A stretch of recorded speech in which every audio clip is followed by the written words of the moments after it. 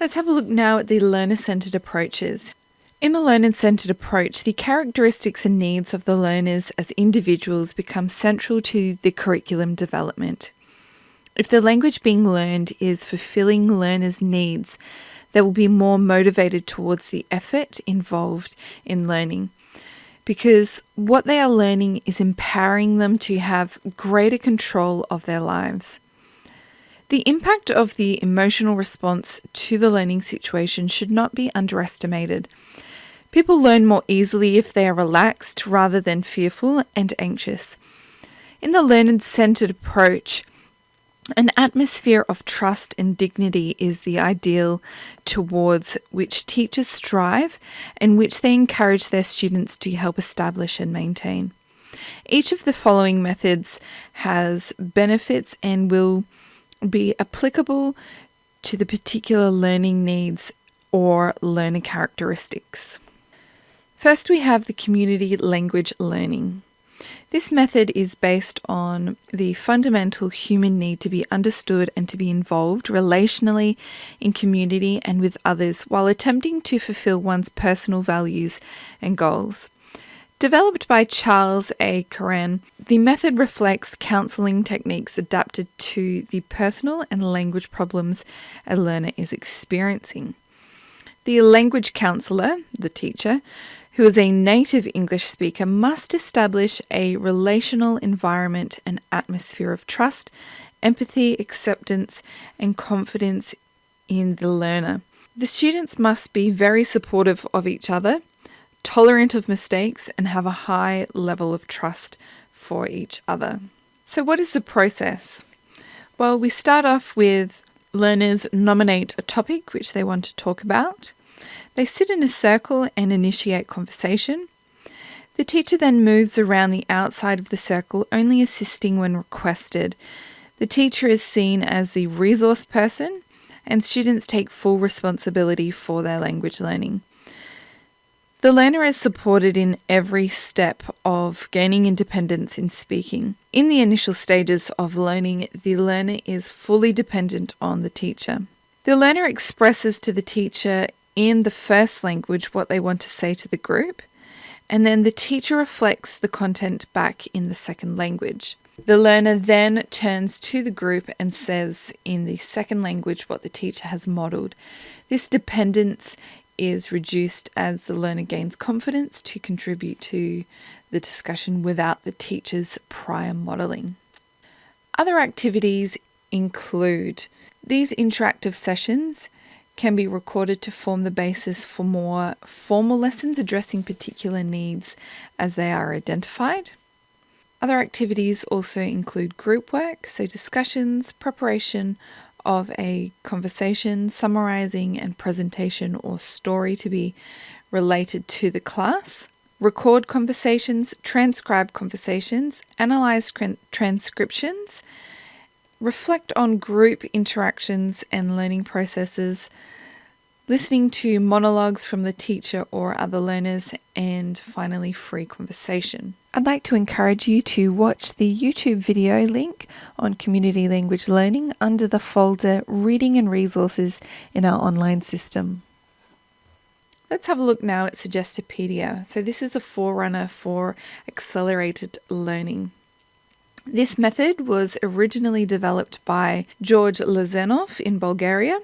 Today, his work has been developed into a widely accepted approach called the accelerated learning. It is based on the premise that by assisting learners to reach a mentally relaxed stage, enormous amounts of vocabulary can be absorbed in a relatively short period of time. Proponents offer Suggestopedia or accelerated learning as a system for liberating the mind from negative attitudes and emotions towards language learning, thereby increasing confidence, receptiveness, and assimilation of input. Suggestopedia has more recently been renamed De-Suggestopedia, reflecting the aim of removing learners' negative self-conceptions. Central to the approach are the attitudes and messages that the teacher displays or suggests, recognizing that if the teacher is despairing for the student's success, then the students are more likely to fail. But if the teacher communicates in every way that the learning is a positive experience, the student is capable of success and victory is within reach, then the student's learning is far more effective. Part of the teacher's role is to help students to move beyond their own perceptions or beliefs about their limitations in learning, and this role requires the teacher to have well-developed emotional intelligence, social competence, and observation skills. So let's have a look at the elements of accelerated learning. Knowledge about the human brain using all we currently know about effective teaching and learning. Our emotional state, so recognizing the influence of emotion or affect on our learning. The learning environment, meaning all aspects of the physical environment encourage fun, engagement, and experimentation in a discovery model of learning. The role of music and arts. Music can aid memory function, and arts enhance learning at both conscious and subconscious levels. Personal motivation. This helps learners to tap into personal goals and vision. Multiple intelligences and learning styles. So using a variety of learning styles and activating a range of intelligences. Imagination or metaphors. So enriching learners' activities with games, colour, physical movement, visualization to bring strong meaning to any subject. Suggestions and de-suggestions, so learning new, positive, productive ways of seeing self and subject, and unlearning old, negative, unproductive ways of viewing self and subject. Team learning and cooperation is also another element. So we learn with each other and from each other as we collaborate and cooperate in teamwork. And finally, improvements and results. So learning is relevant and progress is measurable. Here are some of the features of Suggestopedia. So the teacher must show absolute confidence in the method. The teacher is respected as an expert in the second language. Physical environment, music, and text are all vital in the learning process. The text might include high-frequency phrases targeted for learning, as well as messages that learning is easy and fun. Syllabus consists of about 1,200 words with a vocabulary and grammar list. Courses usually comprise of 4 hours a day, 6 days a week, for 30 days of classes covering 10 units of study, so about 12 hours per unit. Sessions have an expected routine or ritual. Wall decorations are used to create a relaxed atmosphere and include elements of language that will be learned. Puppets and artifacts are used in dramatic presentations to engage the imagination. Make sure you have a look at the YouTube video link on Suggestopedia that is under the folder Reading and Resources in our online system. The designer of The Silent Way, Caleb Gattegno, saw language as groups of sounds associated with specific meanings organized into sentences by grammar rules. He developed a system of using symbols, for example, colored rods, pictures or situations to represent different linguistic components. Other classroom resources included wall charts of vocabulary and phonics. The conceptualization of learning is that it is achieved by the learner and not by the teacher. The teacher's role in the learning is to aid the learner in the process of problem solving and discovery so that the learner is completely engaged in the task of understanding how something works, in this case language. The teacher helps the learner to become aware of something that needs to be learned. There are 3 principles of the Silent Way. Firstly, learning by discovery is more effective than learning through repetition. Learning is aided by the use of physical objects and kinesthetic activities, and problem solving is central to learning. Here is a sample of the process. So we start off by introducing a word rod, which is held up one at a time, and we say rod. Then we introduce colours, so hold up a red rod and say a red rod. Introduce numbers, hold up 2 blue rods and say 2 blue rods. Introduce comparisons, so the red rod is smaller than the blue rod. Introduce prepositions of place, the red rod is beside the blue rod. And then introduce prepositions of direction. I'm putting the red rod in the box. The rods can also represent different items, for example, people and objects, which are then used as prompts for learners to explore variations of a model sentence, incorporating the person or object indicated by the rod which the teacher has pointed to or held up. These lessons are structured very tightly so that the teacher can lead the students in such a way that the teacher speaks as little as possible and the students speak as much as possible.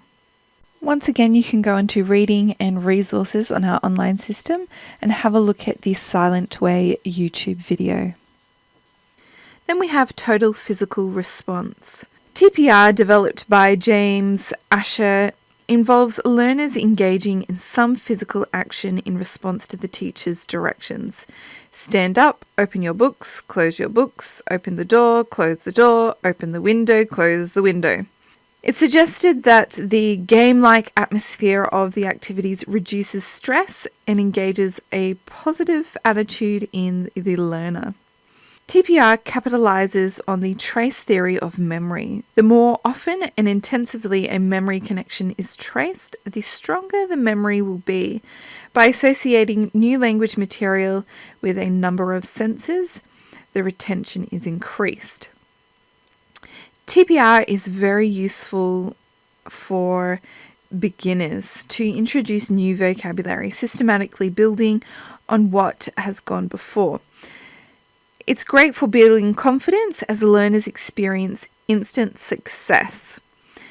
TPR would seem to have limitations, as not all language functions, anything beyond instructions, involve a physical demonstration. However, teachers who have become skilled in using TPR claim that it can be used at all levels to help students internalize new vocabulary and grammar. Let's have a look at the basic characteristics of TPR. Firstly, understanding is developed before speaking. New vocabulary is developed through the use of commands. Understanding is demonstrated through action, and students speak when they are ready. Let's have a look at the procedure. So teacher says the command and she does the action. The teacher says the command and the teacher and learners do the action together. Teacher says the command and learners do the action. Teacher tells one learner at a time to do the action. Learners command the teacher who does the action, and then learners command each other. It is reported that the procedure can be used to teach up to 36 items of vocabulary in one session. Be aware, though, that the process is quite intense and learners can become exhausted quite quickly. The secret is to switch back and forth to other techniques. TPR should be used as one of a number of techniques or methods. After engaging the right side of the brain through physical movement, it's recommended to move onto activities engaging the left side of the brain, such as dialogue, stories, and patterned drills. Input to both sides of the brain is considered best for optimal assimilation. So what are the benefits of the TPR? Well, it's reported that there is instant understanding of the target language, regardless of academic aptitude, high speed and long-term retention, and it is stress-free and fun. Finally, you can have a look at the YouTube clip that we've uploaded onto Reading and Resources on our online system called Total Physical Response.